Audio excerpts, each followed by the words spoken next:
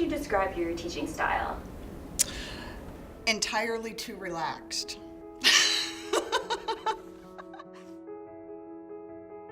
In any given semester, I have roughly 65 different majors in a class of 400 students. The original accessibility issue is they're learning biology, which is a different language than they're used to. And then we build in at RIT the aspect that many of our students are deaf and hard of hearing. So in any given semester, I have roughly 10% of my students that are deaf.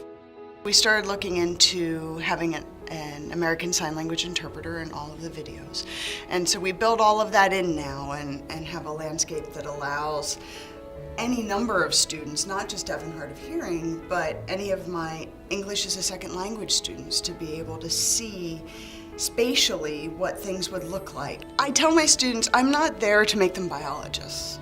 I'm there to make them informed citizens about the world they live in. The big thing is always day one. I had 300 students organize themselves by birthday. I gave them no instruction, just that I needed a total count of how many people were born in January, February, March, etc.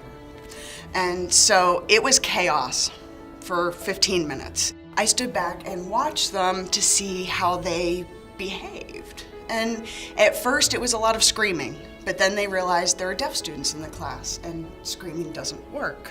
So how do you organize everyone? So a lot of people started holding up signs, and we would have multiple signs of June, so they would get together and bring everyone together.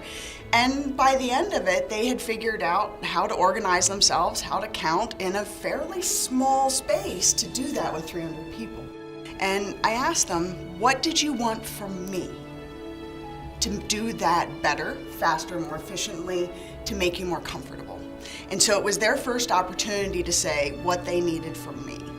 And that opens the door to, all right, if I'm having trouble and I don't know what to do next, I know I can ask. And so for me, that's a big thing.